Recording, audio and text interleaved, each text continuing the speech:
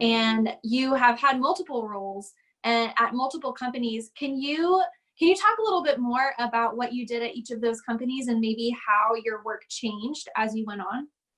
Yes, yeah, and that's interesting because it did change quite a lot. I'm not sure people might be aware of that in industry we do a lot of different things and it might change over your career. So I started at Genentech really at the basics. I started learning the mathematics of drug development.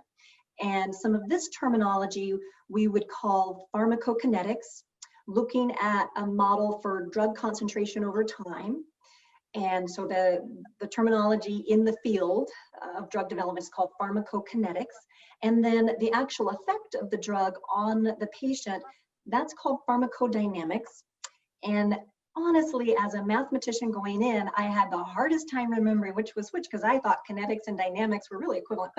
That's not the case in the field of pharmacy and medical modeling.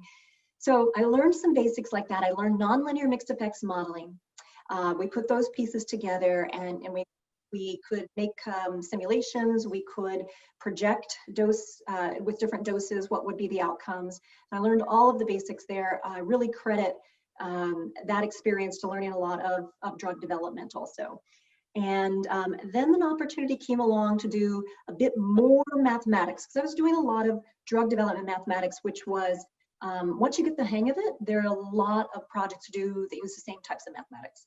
So I was interested in doing something more than that. So I took a position at a company called Certara and moved into the consulting group where I did more of this same type of mixed effects modeling, but I also got opportunity to do some dynamics modeling, viral dynamics or other types of innovative modeling.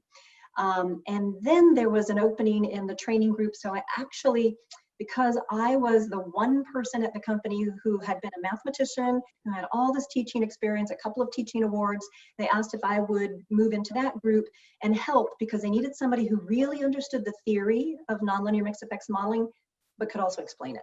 So I did that very happily for about 4.5 years. That was the second part of my career at Certara. And honestly, I mean, I was very happy and was doing well, traveling a lot. Going to companies, teaching it for 20 or 30 people at a time, and then flying back home a couple of times a month. I would do that. So very happy, but and I would have stayed, except I changed jobs because of my husband. Maybe it's a little tangent. So my husband and I met when I was in my last year of college, and he was in his first year of graduate school because he also got a Ph.D. in math. And so we dated. And then we stayed in touch for a while after that and then lost touch. And then years later, through the wonders of the internet, he found me again. So long story short, we married.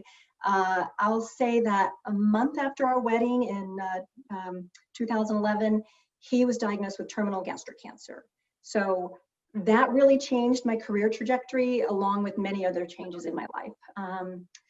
We had another 7 months together. So he passed away in February 2012. I mentioned I was super happy at my job and my company, my group. So I stayed a bit longer, but I really felt the need after Colin passed away. I needed to go back and do some of this mathematics. I needed to do some of the mathematics other people were not doing in the field of drug development. So, and that's really where I feel like my role, what I bring to the industry is that interface. I try to help bring those techniques into the drug development field. So I did a big job search, considered multiple offers, and I pitched a project at that point. So previously I'd been told what to work on and was happy to do it because I was learning all the time. And now I had some specific things I wanted to do. I wanted to bring that optimization piece back in. I'd been doing that on the side, weekends and evenings, writing some more academic papers, but we were not using, in the drug development field, we were not using optimization for combination therapy or many other applications we could use it on. So I was determined I was going to do this. So I pitched that to companies, and Bristol Myers Squibb was the one that said, if you come here, you can do that. I said, I'm coming there. So I didn't know people there. I didn't know people in New Jersey. And I moved from California to New Jersey to do this type of mathematics. I was very much committed. Now that was my path. So I had a great time there, got to do some of that work, got to publish some of that work. When things changed there with reorganization and the aftermath of that, which happens at companies, I moved to AstraZeneca in the Boston area in Massachusetts, where again, I was doing optimization, and I had a couple of student level researchers who I worked with great experience. And probably one of the things I miss most about academia is the students. So that was great. And I've had some other opportunities to work with students along the way in industry. And then another reorganization. And then I had some opportunities, but I chose the position at Applied BioMath because now I'm director of applied mathematics. Great. I love this, this role.